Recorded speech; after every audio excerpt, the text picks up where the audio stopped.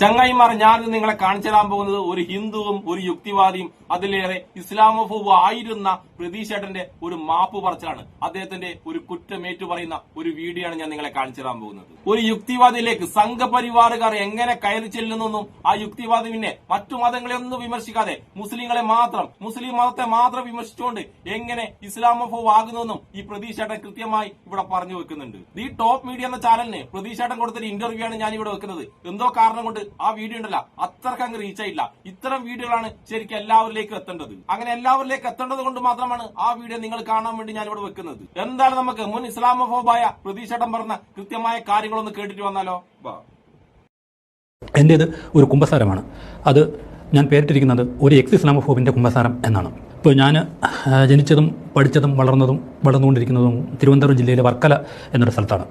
അപ്പോൾ ഞാൻ LKG തൊട്ട് +2 വരെ പഠിച്ചത് സെൻട്രൽ ബോർഡ് ഓഫ് സെക്കൻഡറി എഡ്യൂക്കേഷൻ്റെ കീഴിലുള്ള ഒരു സ്കൂളിലാണ്. അപ്പോൾ ഞാൻ ഒരു 4th സ്റ്റാൻഡേർഡ് 5th സ്റ്റാൻഡേർഡ് ആകുന്ന സമയത്ത് ഞങ്ങളുടെ സ്കൂളിലെ ഒരു അധ്യാപകൻ, അദ്ദേഹം അവിടുത്തെ NCC ഓഫീസറായിരുന്നു. അപ്പോൾ അദ്ദേഹം NCCയുടെ ഒരു ട്രെയിനിങ് കഴിഞ്ഞിട്ട് നമ്മൾ കുട്ടികൾക്കൊക്കെ അച്ചടക്കം നിർബന്ധമാക്കിയതിൻ്റെ ഭാഗമായി ഭയങ്കര അച്ചടക്കവാദിയായിരുന്നു. അപ്പോൾ എൻ്റെ ക്ലാസ്സിലൊരു കുട്ടി അവരുടെ വിശ്വാസപ്രകാരം തലയിൽ സ്കാർഫൊക്കെ ഇട്ട് വന്ന് ക്ലാസ്സിൽ ഇരുന്നപ്പോൾ ഒരു ദിവസം ഈ അച്ചടക്കവാദിയായ അധ്യാപകൻ സ്കാർഫ് വയ്ക്കാൻ പറഞ്ഞു. അപ്പോൾ കുട്ടി എതിർത്തു. ആ കുട്ടി 5ാം ക്ലാസ് വിദ്യാർത്ഥിനി അവരുടെ റൈറ്റ്സിന് വേണ്ടി പോരാടി. അപ്പോൾ അന്ന് ഞങ്ങൾ കുറച്ച് കൂട്ടുകാർ അവരെ തെറി വിളിച്ചു. കാരണം ഞങ്ങൾക്കാർക്കും ഇല്ലാത്ത ഇത്ര നിർബന്ധം എന്താണ്, ഈ സ്കാർഫ് ഇട്ടിരിക്കണം എന്താണ് നിർബന്ധം എന്നുള്ള നിലയിൽ. അപ്പോൾ അന്ന് മുമ്പിൽ നിന്ന് ആ കുട്ടിയെ മതപരമായ വാക്കുകൾ ഉപയോഗിച്ചുകൊണ്ട് മുമ്പിൽ നിന്ന് ചീത്ത വിളിച്ചത് ഞാൻ തന്നെയാണ്. അപ്പോൾ ഇതായിരുന്നു എൻ്റെ ഓർമ്മയിലെ ആദ്യത്തെ എൻ്റെ ഇസ്ലാമോഫോബിയ പ്രവർത്തനം എന്ന് ഞാനിപ്പോൾ ചൂണ്ടിക്കാട്ടാൻ ശ്രമിക്കുന്നത്. പക്ഷേ എൻ്റെ ക്ലാസ്സിലെ കുട്ടികളെന്ന് പറയുന്നത് പലപ്പോഴും നമ്മൾ അവിടെ കണ്ടിരുന്നത് ഒരു മതം എന്ന നിലയിൽ നമ്മൾ കണ്ടിരുന്നത് മൊത്തം ഇസ്ലാം മതം മാത്രമാണ്. കാരണം മറ്റൊന്നും മതമായിട്ട് നമുക്കൊരിക്കലും ഫീൽ ചെയ്തിരുന്നില്ല എന്നതാണ് അതിൻ്റെ ഒരു പ്രശ്നം. അതായത് നമ്മുടെ ഒരു ഹൈസൈറ്റ് പറയുകയാണെങ്കിൽ നമ്മുടെ പൊതുബോധം എന്ന് പറയുന്നത് പലപ്പോഴും ഹൈന്ദവമാണ് എന്നതാണ് എൻ്റെ പ്രശ്നം. കാരണം ഹൈന്ദവമായ സാധനങ്ങൾ പൊതുവായി അംഗീകരിക്കും, പൊതു സംസ്കാരമായി നിലനിൽക്കുന്ന ഒരു സമൂഹമാകുമ്പോൾ ഇസ്ലാമികേതരമായതെല്ലാം തന്നെ പൊതുവായിരിക്കും, എന്നാൽ ഇസ്ലാമികമാവുന്നതെല്ലാം പൊതുവാകാതിരിക്കുകയും ചെയ്യുന്ന അവസ്ഥയാണ്. ഈ NCC അധ്യാപകൻ സ്കാർഫ് അഴിക്കണമെന്ന് പറഞ്ഞത് പോലും അത് മറ്റ് പല ചിഹ്നങ്ങളും മാറ്റാതിരിക്കുകയും എന്നാൽ ഇത് മാത്രം അഴിക്കണമെന്ന് പറയുന്നതിൻ്റെ പിന്നിൽ ഉള്ള പ്രശ്നം ഈ ഒരു ചിന്തയാണ് എന്നാണ് ഞാനിപ്പോൾ കരുതുന്നത്. ഞാൻ ഡിഗ്രിക്ക് ചേരുമ്പോൾ അവിടെ വെച്ച് ഇതുപോലെ എൻ്റെ ക്ലാസ്സിലൊരു ഇസ്ലാം മത വിശ്വാസിയായ ഒരു കൂട്ടുകാരൻ എനിക്കുണ്ടായിരുന്നു. അപ്പോൾ അദ്ദേഹവുമായിട്ട് നമ്മൾ ഒരുമിച്ച് നടന്നൊക്കെ പോകുമ്പോൾ ഇതുപോലെ മതങ്ങളൊക്കെ ചർച്ച ചെയ്യും. അപ്പോൾ ഇദ്ദേഹം പലിശയ്ക്കെതിരായിട്ടൊക്കെ സംസാരിക്കുമ്പോഴൊക്കെ എനിക്കതൊക്കെ വളരെ ആധുനിക വിരുദ്ധമായി മാനവിക വിരുദ്ധമായിട്ടൊക്കെ തന്നെയാണ് തോന്നിയത്. ഒരർത്ഥത്തിൽ പറഞ്ഞാൽ എന്നിലെ ഈ നാസ്തികതയുടെ ആക്കം കൂട്ടിക്കൊണ്ടിരുന്നതും ഇസ്ലാമാണെന്ന് പോലും എനിക്ക് പലപ്പോഴും ഇപ്പോൾ എനിക്ക് അങ്ങനെ തോന്നുന്നുണ്ട്. കാരണം അവരുമായിട്ടുള്ള ചർച്ചകൾ ആയിരുന്നു. അപ്പോൾ അതുപോലെ തന്നെ അന്നെൻ്റെ കൂടെ മറ്റൊരു കൂട്ടുകാരുണ്ടായിരുന്നു. അദ്ദേഹം അവിടെ ഞാൻ പഠിക്കുന്ന കോളേജിൽ അന്ന് ABVPയുടെ യൂണിറ്റ് ഉണ്ടാക്കിയ ഒരു ABVP പ്രവർത്തനമായിരുന്നു. അപ്പോൾ അദ്ദേഹം എനിക്ക് ചില കാസറ്റുകൾ കൊണ്ടുതരുമായിരുന്നു. അത് കേൾക്കുമ്പോൾ എനിക്കും തോന്നിയത് വളരെ ബീഭത്സമായ പ്രസംഗങ്ങളായിരുന്നു. അപ്പോൾ കേട്ട് കഴിഞ്ഞാൽ നമ്മൾ പറയുക ചത്തിറങ്ങുന്ന ഹിന്ദു പോലും ചാടിയിട്ട് മുസ്ലിങ്ങളെ അടിയും എന്ന നിലയിലായിരുന്നു. പക്ഷേ അതൊക്കെ അവരുണ്ടാക്കിയ മിമിക്രി കാസറ്റുകളെന്ന് പിന്നീട് എത്രയോ കാലങ്ങൾ കഴിഞ്ഞാണ് ഞാൻ മനസ്സിലാക്കുന്നത് എന്നുള്ളതാണ് ഈ ഇസ്ലാമോഫോബിയയുടെ ഭീകരത നമ്മൾ മനസ്സിലാക്കേണ്ടത്. അപ്പോൾ ഇദ്ദേഹം ഈ കൂട്ടുകാരനായിട്ട് ഞാനന്നൊക്കെ പറഞ്ഞിരുന്നത് മുസ്ലിങ്ങൾ കുത്തിക്കൊല്ലും, ക്രിസ്ത്യാനികൾ നക്കിക്കൊല്ലും എന്നായിരുന്നു എന്നുള്ളതില്ല. അപ്പോൾ ഇന്ത്യ ഞാൻ അന്ന് കരുതിയത് ഇന്ത്യ നമ്മളൊരു ഭൂരിപക്ഷ രാജ്യം എന്ന നിലയിൽ സ്വാതന്ത്ര്യം കിട്ടുമ്പോൾ നമ്മളൊരു ഹിന്ദു രാജ്യമായി മാറേണ്ടതായിരുന്നു, ഇന്ത്യ ഒരു ഹിന്ദു രാഷ്ട്രമാകണമായിരുന്നു എന്നായിരുന്നു അന്നത്തേക്ക് എൻ്റെ ഒരു ചിന്ത. അപ്പോൾ ഈ തെക്കുള്ള മുസ്ലിങ്ങളൊക്കെ കുറച്ചുകൂടി ഇടതുപക്ഷ മനോഭാവമുള്ള പുരോഗമനവാദികളായിട്ട് കണക്കാക്കുകയും ഈ വടക്കോട്ടുള്ള മുസ്ലിങ്ങളൊക്കെ ഭയങ്കര ഭീകരവാദികളാണെന്നും മതയാഥാസ്ഥികവാദികൾ ഭീകരവാദികളാണെന്നൊക്കെ എനിക്ക് തോന്നിയിരുന്നു. കാരണം ഇവിടെ നമ്മൾ നോക്കുമ്പോൾ അന്നൊക്കെ നമ്മൾ കാണുന്ന ചിത്രങ്ങൾ അന്ന് ഇങ്ങനെ വാട്സാപ്പ് ഫേസ്ബുക്ക് സോഷ്യൽ മീഡിയ ഇല്ലെങ്കിൽ പോലും നമ്മൾ പത്രങ്ങളിലൂടെയും നമ്മൾ കേട്ടറിവിലൂടെയൊക്കെ നമ്മൾ മനസ്സിലാക്കിയത് അവിടെയൊക്കെ ഭയങ്കര യാഥാസ്ഥികമായ ആൾക്കാരാണ് എന്ന്, മതപരത വളരെ കൂടുതലാണ് എന്ന്. അപ്പോൾ അതുകൊണ്ട് തന്നെ അവിടെ ഭയങ്കര ഭീകരവാദികളാണ് എന്നെക്കുറിച്ച് ചിന്ത എനിക്കുണ്ടായിരുന്നു. എന്നാൽ ഞാൻ അത് കഴിഞ്ഞ് എൻ്റെ PG കഴിഞ്ഞ് ഒരു 4 വർഷം റിസർച്ചുമായി ബന്ധപ്പെട്ട് പ്രോജക്റ്റ് വർക്ക് ചെയ്യുന്നതിൻ്റെ ഭാഗമായി അവിടെ വെച്ചാണ് തിരുവനന്തപുരം ആക്കുളത്തുള്ള സെൻറ്റർ ഫോർ റിസർച്ച് സ്റ്റഡീസ് എന്ന സ്ഥാപനത്തിൽ വെച്ചാണ് അവിടെ ഈ പ്രോജക്റ്റ് വർക്കുമായി ബന്ധപ്പെട്ട സമയത്താണ് ഞാനൊരു 3 സുഹൃത്തുക്കളെ എനിക്ക് പരിചയപ്പെട്ട. 3 പേരും മലപ്പുറം ജില്ലയിൽ നിന്ന് വന്നവരാണ്. ആ 3 പേരും ജമാഅത്തെ ഇസ്ലാമി പ്രവർത്തകരായിരുന്നു. അപ്പോൾ അവർ SI ആണോ സോൾഡാറ്റി ആണെന്നുള്ള എനിക്ക് ഓർമ്മയില്ല. എന്തായാലും ജമാഅത്തെ ഇസ്ലാമിക്കാരായിരുന്നു അവർ 3 പേരും. അപ്പോൾ അവരുമായിട്ട് സംസാരിച്ചപ്പോഴാണ് സത്യം പറഞ്ഞാൽ എനിക്ക് വടക്കോട്ടുള്ള മുസ്ലിങ്ങളെക്കുറിച്ചുള്ള എൻ്റെ ധാരണ ആദ്യമായി തെറ്റി തുടങ്ങുന്നത് അവിടെയൊക്കെയാണ്. ഞാൻ കരുതിയത് പോലെ അല്ല എന്നുള്ളതാണ് ഞാനത് മനസ്സിലാക്കുന്നത്. അപ്പോൾ അതുപോലെ തന്നെ തിരുവനന്തപുരത്തുള്ള കുറച്ച് ജമാഅത്തെ ഇസ്ലാമി സുഹൃത്തുക്കൾ എനിക്ക് വന്നു. അപ്പോൾ അവരുമായിട്ടൊക്കെ സംസാരിക്കുമ്പോൾ ഞാൻ ഭയങ്കര ആവേശപൂർവ്വം മതത്തിനെതിരായി സംസാരിക്കുമ്പോഴും വളരെ ശാന്തമായി ക്ഷമാപൂർവ്വം എൻ്റെ വിമർശനങ്ങൾക്ക് മറുപടി തരാൻ അവർ ശ്രമിക്കുമായിരുന്നു. അപ്പോൾ അതായത് ഈ മലപ്പുറം ജില്ലയിൽ നിന്ന് എൻ്റെ 3 സുഹൃത്തുക്കളിലൂടെയാണ് ആക്ച്വലി മുസ്ലിങ്ങളെക്കുറിച്ചുള്ള എൻ്റെ ചിന്തകൾ മാറി തുടങ്ങുന്നത്. അപ്പോഴാണ് അതിനുശേഷം പിന്നീട് 2015 എൻ്റെ അടുത്ത പ്രിയ സുഹൃത്ത് കൂടിയായ അദ്ദേഹത്തിന് മലപ്പുറം ജില്ലാ മെഡിക്കൽ കോളേജിൽ റെസ്പിറേറ്ററി മെഡിസിൻ അസിസ്റ്റന്റ് പ്രൊഫസറെ ജോലി കിട്ടുകയും അപ്പോൾ ഞാനവിടെ അത് കഴിഞ്ഞ് അവനെ കാണാനായിട്ടും അല്ലാതെയും സ്ഥിരമായിട്ട് ഞാൻ മലപ്പുറത്ത് പോകുമായിരുന്നു. അപ്പോൾ മലപ്പുറം, മഞ്ചേരി, നിലമ്പൂർ, പൂക്കോട്ടുംപാടം, അരീക്കോട് തുടങ്ങിയ ആ സ്ഥലങ്ങളെല്ലാം എനിക്ക് കാണപ്പെടമാണ്. അപ്പോൾ അന്ന് അവിടെ ആ ഒരു 3 വർഷം, 2015 ഒക്ടോബർ മുതൽ 2018 സെപ്റ്റംബർ വരെയുള്ള 3 കൊല്ലം ആയിരുന്നു എൻ്റെ ഈ ചിന്തകൾ അടപടലം. അതായത് മലപ്പുറത്തെക്കുറിച്ചുള്ള എൻ്റെ ചിന്തകൾ മാറുന്നത് ആ 3 വർഷം. കാരണം നമ്മൾ അവരുടെ ഹോസ്പിറ്റാലിറ്റി, ആൾക്കാരുടെ ഈ അതിഥി സൽക്കാരവുമായി ബന്ധപ്പെട്ടുള്ളവരുടെ ഉണ്ടായി. ഞാൻ നോമ്പ് സമയത്ത് ഉച്ചയ്ക്ക് നട്ടുച്ചയ്ക്ക് അവിടെ വീടുകളിൽ പോയി ഫുഡ് കഴിച്ചിട്ടുണ്ട്. അതായത് അവർ നോമ്പ് എടുക്കുകയും എനിക്ക് ഫുഡ് വെച്ച് തരുന്ന അവസ്ഥകൾ ഉണ്ടായിട്ടുണ്ട്. നമ്മൾ ജംഗ്ഷനിൽ ചായ കുടിച്ചുകൊണ്ടിരിക്കുമ്പോൾ നോക്കി ചിരിക്കുകയും പിന്നീട് ഒരു പരിചയമില്ലെങ്കിൽ പോലും എൻ്റെ ചായക്കാശ് അവർ കൊടുക്കണമെന്നോ അത് അവരുടെ അവകാശമായി കണക്കാക്കുകയും ഈവൻ നമുക്ക് ചിലപ്പോൾ പേഴ്സണൽ പ്രൈവസിയിൽ കയറി കിടക്കുന്നത് തോന്നുമെങ്കിൽ അത് അവരുടെ ഒരു ഹ്യൂമാനിറ്റിയുടെ ഭാഗമായിട്ടൊക്കെ ചെയ്യുന്നതാണ്.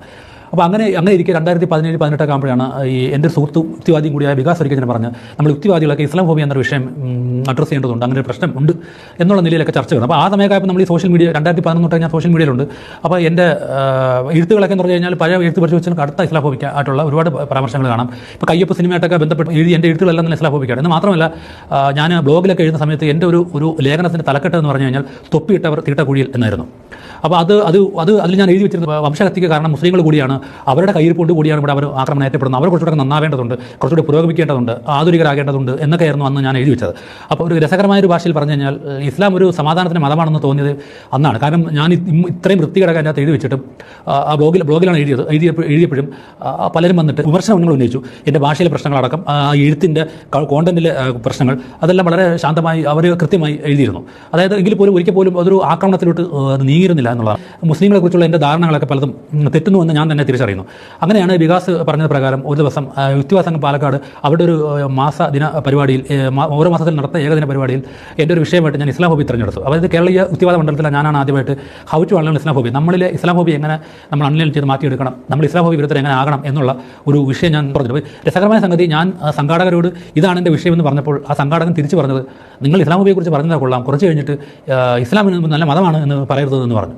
എന്ന് മാത്രമല്ല എൻ്റെ ആ പ്രഭാഷണം കേട്ടിട്ട് ഞാൻ ഹലാലിനെ ന്യായീകരിച്ചു എന്ന് പറഞ്ഞുകൊണ്ടാണ്, അതായത് ഞാൻ അവിടെ അരമണിക്കൂർ കൂടുതൽ സംസാരിച്ചത് വിഷയമൊന്നും അവർക്ക് ആയിരുന്നില്ല അവരുടെ കൺസേൺ, ഞാൻ അതിനെ ഹലാലിനെ ന്യായീകരിച്ചു എന്നുള്ള വിഷയം. ഞാനവിടെ എൻ്റെ വിഷയത്തിൻ്റെ ഭാഗമായി അത് ആ വിഷയം ഹലാൽ എങ്ങനെയാണ് ഇത് ഇസ്ലാം ഹോബി കണ്ടന്റായി മാറുന്നത് അതിൻ്റെ ഇസ്ലാം ഹോബി ചൂണ്ടിക്കാണിച്ചപ്പോൾ അല്ലാതെ ഹലാലിനെ ന്യായീകരിക്കായിരുന്നില്ല. ഹലാൽ വേഴ്സസ് വെജിറ്റേറിയനിസം വെച്ചുകൊണ്ട് എങ്ങനെയാണ് അതിൻ്റെ ഒരു ഇസ്ലാം ഹോബിയാണ് ഞാൻ അവിടെ ഡിഫൈൻ ചെയ്യാൻ ശ്രമിച്ചു. പക്ഷേ അവർക്ക് ആൾക്കാരെ സംബന്ധിച്ച് ഞാൻ ഹലാലിനെ ന്യായീകരിച്ചു എന്ന് നുണ എനിക്കെതിരെ പറഞ്ഞു. കേരള ശാസ്ത്ര സാഹിത്യ പരിഷത്ത് എന്ന സംഘടനയുടെ ജില്ലാ സെക്രട്ടറി നിലവിൽ സംസ്ഥാന സർവ്വകലാശാല അംഗമായിരുന്ന അദ്ദേഹം ഈ വീഡിയോ കണ്ടിട്ട് എന്നെ വിളിച്ച് പറഞ്ഞത് നിനക്ക് മാസക്കൂലിയാണോ ദിവസക്കൂലിയാണോ എന്നുള്ള ഇതിലൊക്കെ ആയിരുന്നു. അപ്പോൾ അതായിരുന്നു അതിൻ്റെ ഒരു അനുഭവം. അതേസമയത്ത് ഞാൻ എൻ്റെ ഫേസ്ബുക്ക് പോസ്റ്റിൽ നിരന്തരമായി എൻ്റെ ഇസ്ലാമോബിയ എഴുത്തുകൾക്കെല്ലാം പിന്തുണയും നൽകിയ ആൾക്കാരെല്ലാം ഇതിന് ശേഷം തെറി വിളിച്ചു തുടങ്ങി എന്നുള്ളതാണ്. പക്ഷേ എനിക്ക് എന്തായാലും ആ മുസ്ലിങ്ങളെക്കുറിച്ചുള്ള എൻ്റെ ധാരണകളൊക്കെ ഞാൻ പോലും അറിയാതെ മാറി എന്നുള്ളതാണ്. ഈ ഒരു ഇസ്ലാമോബിയെക്കുറിച്ചുള്ള എന്തുകൊണ്ട് നമ്മൾ ഇസ്ലാമോബിയ അഡ്രസ് ചെയ്യണം എന്നുള്ള ഒരു ലെവലിലേക്ക് എത്തി. അപ്പോൾ കടുത്ത ഇസ്ലാമോബായിരുന്നു ഞാനപ്പോൾ അതുകൊണ്ട് തന്നെ ഇപ്പോൾ ഈ അടുത്തിടെ എന്നെ ഈ കുംഭസാരത്തിന് പ്രേരിപ്പിച്ചത് പോലും നമ്മുടെ സുഹൃത്തും സിനിമാ നടിയും ഒക്കെ ആയ ലാലി പിയും എഴുതിയ ഒരു ഫേസ്ബുക്ക് പോസ്റ്റാണ്. അവർ ഒരു യുക്തിവാദിയായിരുന്നു, ഒരു ഇസ്ലാമോബായിരുന്നു. അപ്പോൾ അവരെങ്ങനെ ഇസ്ലാമോബിയ അവരുടെ ഇസ്ലാമോബിയ എന്തായിരുന്നു എന്നൊക്കെ അവർ തുറന്ന് പറയുക എഴുതിയ വ്യക്തിയാണ്. അപ്പോൾ ഞാനിപ്പോഴും യുക്തിവാദി തന്നെയാണ്. എൻ്റെ യുക്തിവാദത്തിനൊന്നും ഒരു കോട്ടോ സംഭവിച്ചിട്ടില്ല. പക്ഷേ കേരളത്തിൻ്റെ യുക്തിവാദ മണ്ഡലം എന്ന് പറയുന്നത് വംശീയതയുടെയും വെറുപ്പിൻ്റെയും ഒരു മണ്ഡലമാണ് എന്നും ആ വംശീയതയും വെറുപ്പും തിരിച്ചറിയുക ഇപ്പം ആ വംശീയതയുടെയും വെറുപ്പിൻ്റെ ഈ ഫ്രെയിംവർക്ക് മാറ്റിക്കൊണ്ടുള്ള ഒരു യുക്തിവാദ മണ്ഡലത്തിലാണ് ഞാനിപ്പോൾ നിൽക്കുന്നത്.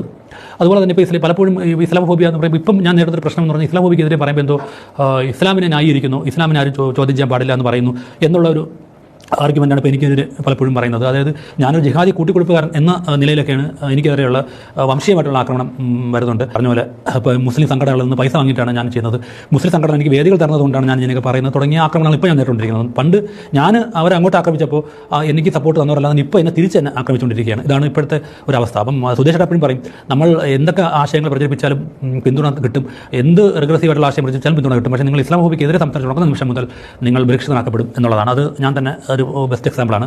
ഞാൻ എന്നെ ഏറ്റവും കൂടുതൽ ബഹിഷ്കരിച്ചതും തെറി വിളിച്ചിട്ടുള്ളതും ഞാൻ നിൽക്കുന്ന മണ്ഡലത്തിലുള്ള വ്യക്തികളൊക്കെ തന്നെയാണ് എന്നെ ഏറ്റവും കൂടുതൽ പറഞ്ഞിട്ടുള്ളത് എന്നുള്ളതാണ് ഇത്തരണത്തിൽ എനിക്ക് പറയാനുള്ളത്.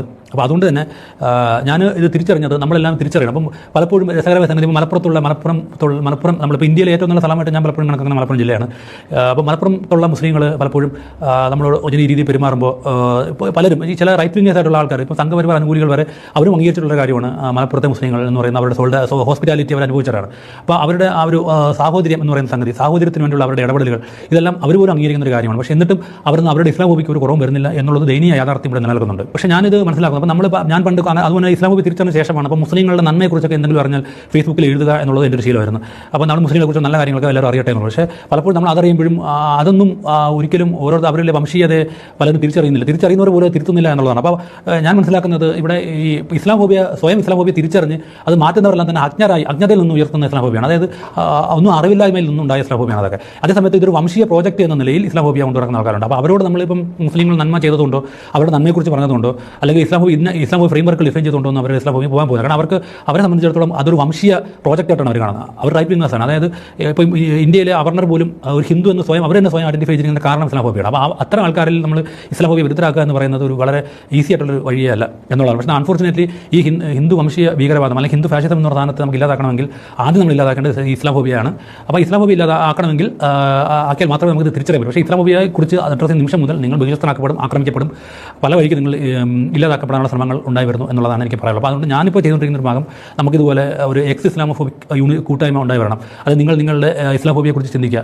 അതായത് കേവലമായ ഒരു മുസ്ലിം വിരുദ്ധ വംശീയത മാത്രമല്ല, ഇന്ത്യയിലെ ഇസ്ലാമോഫോബിയുടെ മൂർത്ത രൂപം എന്ന് പറയുന്നത് മുസ്ലിം സ്വയം സംഘടനത്തെയും സ്വയം നിർണ്ണയാവകാശത്തെയും തമസ്കരിക്കുക, മാറ്റിവെക്കുക, അതിനെ ഭീകരമായി കാണുക എന്നുള്ളതൊക്കെയാണ്. അപ്പോൾ അത് അത്തരം ഇതുണ്ട്. പിന്നെ അതുപോലെ പല വേറെ ഫ്രെയിംവർക്കുകൾ ഇതൊക്കെ നിങ്ങൾ തിരിച്ചറിയുക. അപ്പോൾ തിരിച്ചറിയുമ്പോൾ നിങ്ങൾ എന്തുമാത്രം ഇസ്ലാമോഫോബായിരുന്നു എന്നുള്ളത് നിങ്ങൾ സ്വയം മനസ്സിലാക്കുകയും ആ വംശീയതയുടെയും വെറുപ്പിൻ്റെയും ആ ഒരു ഫ്രെയിംവർക്കിൽ നിന്ന് പുറത്തിറങ്ങുക എന്നുള്ളതാണ് എനിക്ക് പറയാനുള്ളത്. അതുകൊണ്ട് എക്സ് ഇസ്ലാമോഫോബിക് യൂണിറ്റിയുടെ കൂട്ടായ്മകളിലേക്ക് ആൾക്കാരുടെ എണ്ണം കൂടട്ടെ എന്ന് ആശംസിച്ചുകൊണ്ടും ആഗ്രഹിച്ചുകൊണ്ടും ഈ കുമ്പസാരത്തിന് അവസരം തന്ന എൻ്റെ സംഘടകർക്ക് നന്ദി പറഞ്ഞുകൊണ്ട് നിർത്തുന്നു. നന്ദി, നമസ്കാരം. കണ്ടല്ലോ ഓരോ യുക്തിവാദിയല്ല, കേരളത്തിലെ എല്ലാ യുക്തിവാദികളും എങ്ങനെ ഇസ്ലാമോഫാകുന്നെന്ന് പ്രതീക്ഷേട്ടൻ കൃത്യമായി പറഞ്ഞു വെച്ചിട്ടുണ്ട്. ഇസ്ലാമിനെ വിമർശിച്ചാൽ മാത്രമേ അവർക്ക് എന്തെങ്കിലും കിട്ടൂ. അത് കൊടുക്കാൻ വേണ്ടി സംഘപരിവാർ റെഡിയായി നിൽക്കുകയാണ്. ഇസ്ലാമിനെ കുറിച്ച് എന്തെങ്കിലും ഒരു നല്ലത് പറഞ്ഞിട്ടുണ്ടെങ്കിൽ ആ നല്ലത് പറയാൻ തുടങ്ങുന്നത് തൊട്ടിട്ട് ആ യുക്തിവാദിനെ സംഘപരിവാറുകാർ ശത്രുക്കളാക്കും. അങ്ങനെ കടുത്ത ഇസ്ലാമോഫോബായ പ്രതീക്ഷേട്ടൻ ഇസ്ലാമിന്റെ നന്മ മനസ്സിലാക്കിയിട്ട് മുസ്ലിങ്ങളെ നല്ലത് പറയാൻ തുടങ്ങിയത് തൊട്ടിട്ട് സംഘപരിവാറിന് പ്രതീക്ഷേട്ടൻ ഒരു ശത്രുവായി മാറി. ജനങ്ങളുടെ മനസ്സിലേക്ക് ഇസ്ലാം വിരുദ്ധത സംഘപരിവാർ എങ്ങനെ കടത്തുന്നു, എന്തെല്ലാം കള്ളത്തരങ്ങൾ അവരെ കാട്ടുന്നുണ്ടെന്നും പ്രതീക്ഷേട്ടൻ കൃത്യമായി ഇതിൽ പറയുന്നുണ്ട്. എന്തായാലും സംഘപരിവാർ മുസ്ലിം മതത്തെ മൊത്തം തീവ്രവാദികളാക്കാൻ കാണിക്കുന്ന എല്ലാ ഉടായ്പകളും തുറന്നു പറയുകയും അതിന്റെ കൂടെ നന്മയുള്ള യുക്തിവാദിയാകുകയും ചെയ്ത പ്രതീക്ഷേട്ടനും എന്നെ ഇഷ്ടപ്പെടുന്ന എല്ലാവർക്കും എന്റെ ഒരു നല്ല സുലാൻ.